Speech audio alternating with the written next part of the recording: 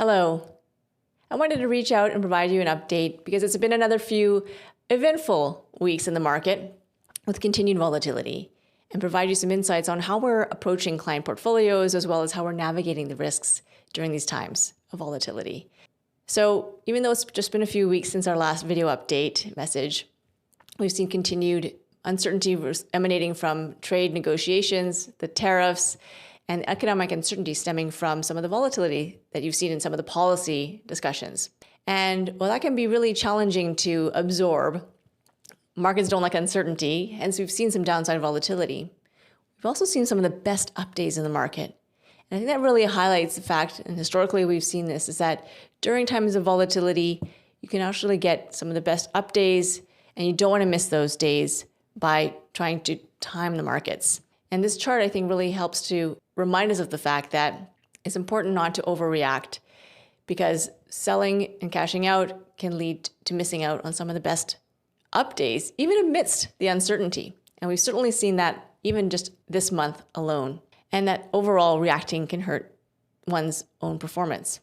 Now, as these trade negotiations continue and the news flow is fast and furious, I really wanted to highlight some of the underlying economic conditions that are actually quite robust, that give us confidence about the roadmap ahead. And one of those things is the fact that we're in the middle of quarterly earnings season. What is that? Well, this is the time of year where every 3 months, publicly traded companies have to report on their financial statements and give guidance on what they see going forward. Now, given all the tariff turmoil, one would expect that companies are quite uncertain about what the future looks ahead. Reporting period gives us good insights into how company management is approaching and navigating these times. And what we've found is that 150 of the 500 S&P 500 companies have reported so far, just in April alone, and over 70% of them have actually beat analysts' earnings expectations, meaning that even in this season of uncertainty, they're actually seeing that things could actually be better than what the market is prepared for. And I think that's very important to highlight, because the underlying conditions of the economy were quite strong coming into this period of tariff uncertainty. These policy announcements can introduce a new game plan, but at least the economy was strong heading into this period, with relatively strong labor markets, low unemployment, relatively low corporate debt levels, and low credit spreads, which mean that businesses can borrow at reasonable interest rates to keep the lights on and keep growing, and relatively good cash flow from a lot of the companies who pay dividends. So despite the doom and gloom that you hear about on the news, corporations are reporting relatively decent financial situation, and they're taking the opportunity to guide expectations a little bit lower going forward, and that's to be expected given all the uncertainty that exists.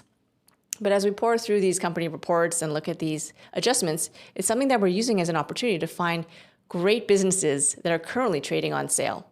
So what we are seeing and doing in client portfolios remains focused on identifying opportunities, staying globally diversified, in fact, finding opportunities to even enhance international opportunities, and managing risks by sizing positions accordingly.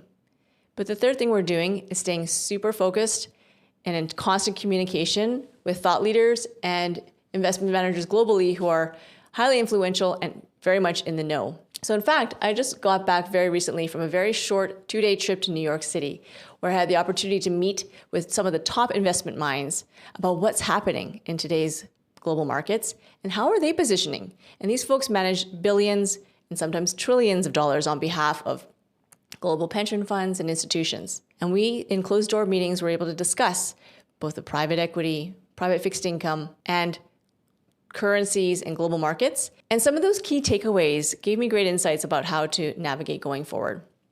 I was also recently in Taiwan and Singapore talking about international opportunities, as many of you remember during my trade mission, which helped us set up for opportunities outside the US. And these insights I would like to share with you suggest that most business leaders were caught off guard by some of these policy announcements that came out of the US administration and are in the process of trying to figure things out and what that means for businesses. Two, as I said earlier, many of the underlying businesses are still in really good shape and are prepared to adapt. If the pandemic taught us anything, it was that it's important to build in contingencies and preparation for the unexpected. And while this particular policy-driven tariff uncertainty may have been unexpected from the magnitude of these negotiations, the reality is that many of the large businesses that we own in client portfolios are actually well equipped to deal with this uncertainty going forward. So our view is quite optimistic that once we get through some of this near-term volatility, we will see deals getting done. We will see companies adapting, and that markets will eventually end higher. And based on historical precedents, this is what happens almost every time. So I wanted to also highlight this chart that shows that, yes, in times of uncertainty, there's still the fact that markets tend to recover sooner than one expects. And in this scenario in particular, we are still seeing economic and market resilience to be able to recover from these policy decisions. Another question I get often is, what about if there's a recession? A recession is technically 2 consecutive quarters of negative economic growth. And yes, the odds of a recession have increased due to these policy decisions that basically are like an import tax and can slow the economy. But the more important question is how deep and how prolonged a recession. And in fact, a shallow recession is not necessarily that damaging at all. And the risks of a deep and prolonged recession may not be that high after all.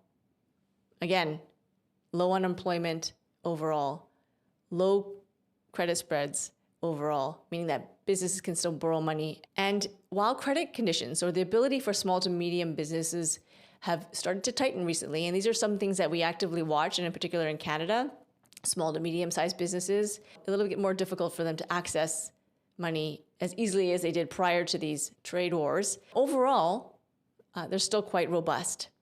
And let's not forget, the level of interest rates in both Canada and the US are likely to come down. If there were a more prolonged recession, there's still room for monetary policy to stimulate and help the economy recover. Whereas a few years ago, we weren't in that situation because interest rates were at record lows. Now, interest rates aren't at record lows anymore, so there is some room for stimulus if we end up in a scenario where the economy is weaker than we expect. So our advice is stay patient, stay diversified, stay invested. Allow us to continue to navigate these choppy waters as we have so many times in the past. We have a plan, we're executing on the plan, and we're finding great opportunities that months from now we'll be wishing perhaps that we were even more aggressive with those opportunities. But nonetheless, this is the time to be level-headed, calm, patient, and opportunistic. And that's exactly what we are and what we're doing. So thank you again for listening. Welcome your calls or emails and happy to connect and discuss further. Happy to share with you our updated insights. And again, appreciate your patience with the process and thank you for trusting the process. And this process is strong and robust, and we look forward to being in touch with you and hope you have a wonderful day. Thanks very much for listening.